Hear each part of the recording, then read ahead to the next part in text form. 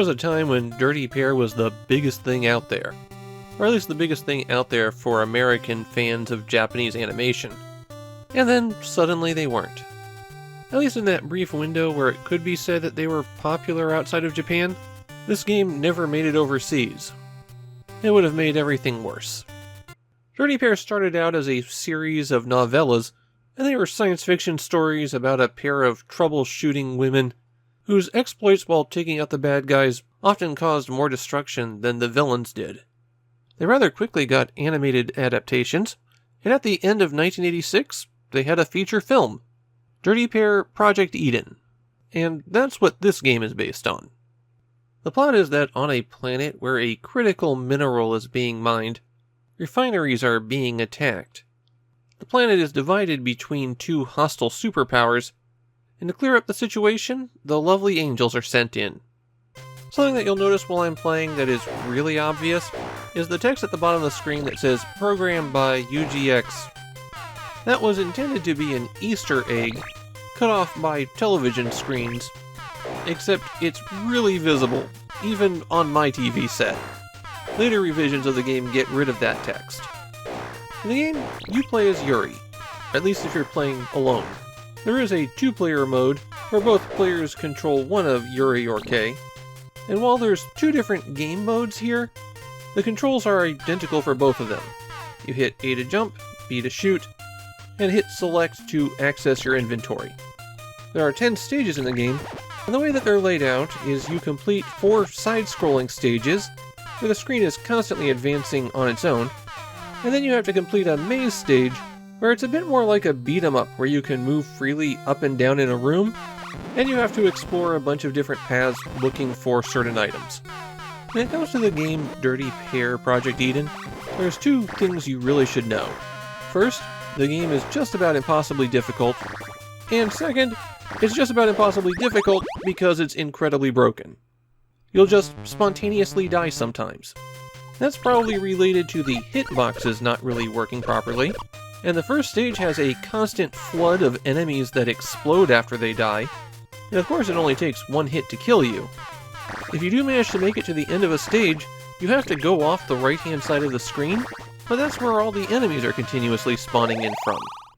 Now the good news is, if you can manage to get past the first stage, then the second, third, and fourth stages are significantly easier. Not easy, just easier. The bad news is that the game can crash, and then you're back to stage 1. At least unless you save after you get a game over. You've got infinite continues, and when you reload you'll go back to the stage you died on, but having to go back and do the impossible first stage again was a nice surprise for me. Theoretically, there are items that will help you as you play, and I say theoretically because these items were almost never a help. You've got an inventory at the bottom of the screen, and you access it by hitting select, highlighting the item, and then pressing B. You can only carry one of each particular item at a time, so if you come across another one, you might as well use the one you have. However, when you use an item from your inventory, it leaves the icon for it where you were standing. This game's a mess. There are a couple of items that don't go to your inventory. The most important of these is the earring. This will summon a vehicle that you can fly around in, though your hitbox is still right there, and it extends well beyond the vehicle. If the vehicle somehow gets hit instead of you, then it will explode and you just go on, but because of how you're positioned, it's kind of unlikely for that to happen. If you do die while you're in the vehicle, then it appears immediately when you start again. This game is broken. You can also jump out of the vehicle and abandon it, but there's really no advantage to doing that since you at least double your firepower and maybe, just possibly, can take 1 more hit. Plus, you can always move faster. Sometimes that's enough to help you get through the stage. The heart, star, and I guess it's a tiara, these items are worth points and get tallied at the bottom of the screen. That tally of items does nothing. The bracelet will make you invincible for about 10 seconds.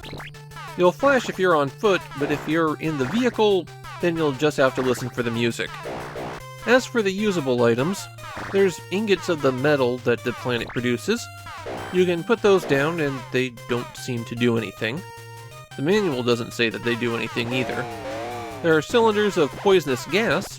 They'll destroy all enemies on the screen. You can also find a gas mask. And if you don't have a gas mask in your inventory when you use the poison gas cylinder, then you die. Also, the only thing you can do while interacting with the gas mask is put it down again. The maze areas have a few more items that you can collect. There are key cards and plastic explosives that are used to destroy doors. And there are discs that you have to collect in order to complete the stage. There's 8 of them on each of these levels. There's also 2 special weapons you can collect. On the regular side-scrolling stages, you've got rocket bullets. They'll pass through enemies, and you get 6 of them after you use it. And in the maze stages, you get grenades. And these are so bad that you'll probably die if you try to use them. Something that you'll notice on the second stage is that the high-jumping enemies are indestructible. And since the manual doesn't mention this, I suspect that this one's a bug. On the other hand, this enemy in the maze stages is supposed to be indestructible. Or at least the manual says it's indestructible, so I hope it was intentional. Dirty Pair Project Eden has multiple endings, assuming you can make it to the end.